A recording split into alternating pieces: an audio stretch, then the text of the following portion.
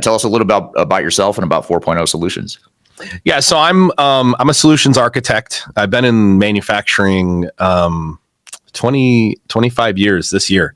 So I started my career working for the end user. So I did stints, 5 years in mining, 2 years in the printing industry, 3 years in the steel industry, and 2 years in tier one automotive as an engineer. So I actually started out on the plant floor in mining. About 2 years into my mining career is when I moved into engineering. I went back to school, became a double E, and I've been in digital transformation my whole career. I mean, what I proselytize and what I talk about are solutions that I've built for manufacturers when I worked for the manufacturer. What I'm kind of known for is the architecture that is unified namespace. Unified namespace was originally just meant for me to solve my own problems, right? Make it easier when I worked for the manufacturer. I went into consulting starting in 2011, 2012. I think 2012 is when I went into consulting. I worked for a couple of integrators, and then I started my first firm in 2015, and we're 50 companies later now. So I'm 50 companies in. There's two primary companies I have in the industry: Intellic Integration, which is our engineering arm, and then 4.0 Solutions, where I'm at, which is education outreach. And we run IIoT.University and the Industry 4 Discord server. Nice. Very cool. Yeah, you've got you've done a lot here in the industry, not just with 4.0 Solutions, but you mentioned you've got 50 different companies. But what I find interesting about you is you know, a lot of companies don't have a clear vision or purpose, but you guys do. Tell us a little bit about sort of what is your vision and purpose of what you're trying to accomplish, you know, at a personal level and obviously professionally as well. So there's really two things. So number one, philosophically, all of my companies operate on the same 5 core principles of transparency, authenticity, expertise, humility, and servant leadership. That's in service of creating the type of place that people want to work. So rather than I always thought about, I don't want to treat people like commodities. That I want to treat them like partners. And so the first philosophy is creating the type of place people want to be. That is where we want to be is the place where we can maximize the gifts we were born with, and then develop skills that we weren't born with. But our mission, my mission, overarching mission in all of my companies, is to help save and create middle-class jobs in the United States. And the reason why is because I want to do my part to continue to, I believe in all the principles that America was founded on. I believe in the principles of individualism and industry, in individual property rights. I believe in those things. And I believe that, I believe that the Lord blesses us with gifts. That's why we're all different. We're not all the same. We have different personalities. We have different strengths. We think differently. We communicate differently. And a lot of that we're born with. We have a responsibility, I think, to maximize those gifts. But part of what makes the United States so great is that America is in a place where the government, the society, our economics are designed to make everyone benefit when individuals maximize what they're born with.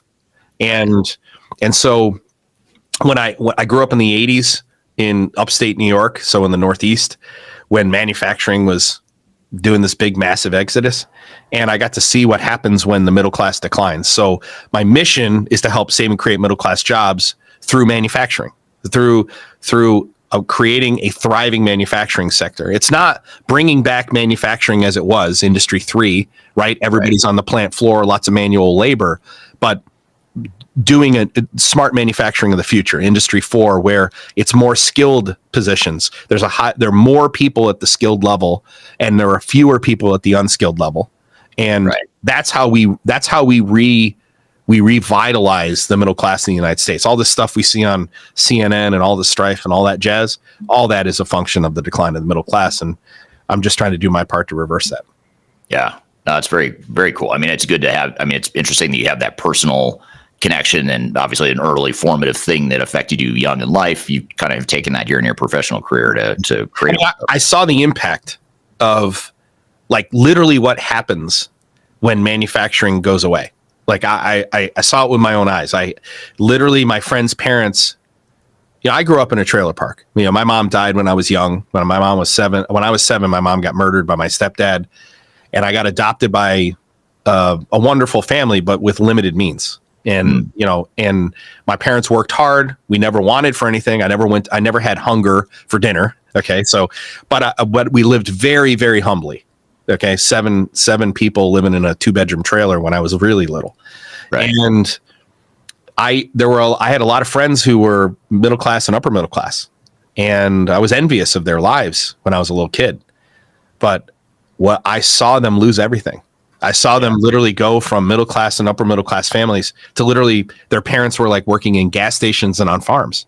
Like it went from great benefits, great pay to working in gas stations and on farms. And that was simply because manufacturers, I mean, I don't remember growing up a single manufacturer opening in upstate New York, but I remember scores leaving.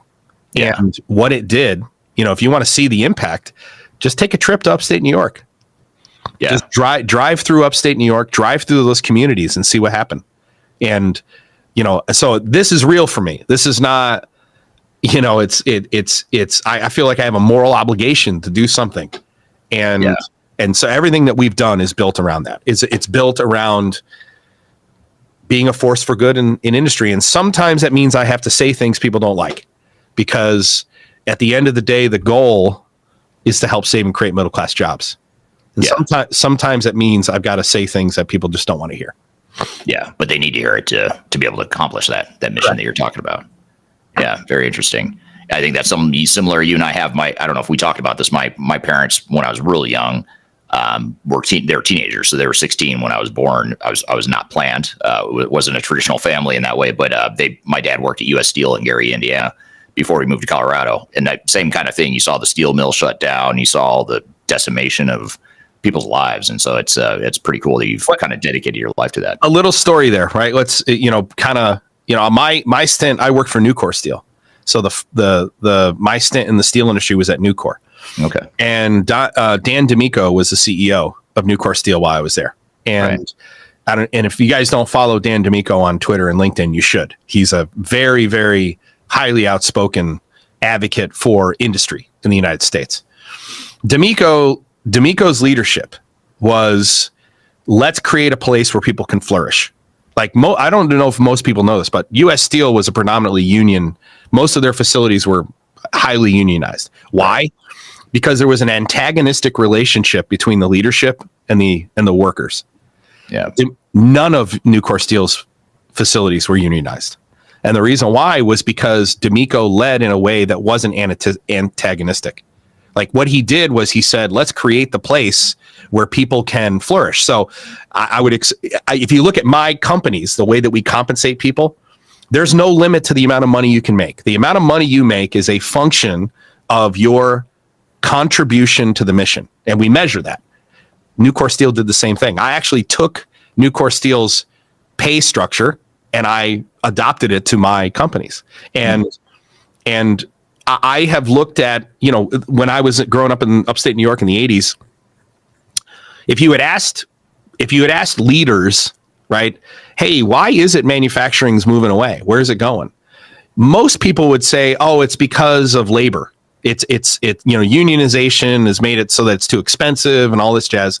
Yeah. And the question I would ask is, why did they unionize? Right. Yeah, I would be like, why did they unionize?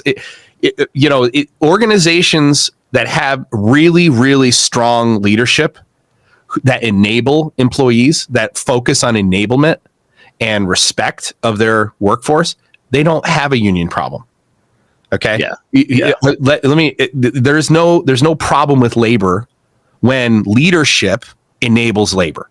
Right. Right. And so part of that first philosophy I talked about, creating the type of place where people can flourish and want to work, is built on that philosophy. I tell my leadership team all the time, we have a responsibility to our team. Like don't ever take the intellectual shortcut.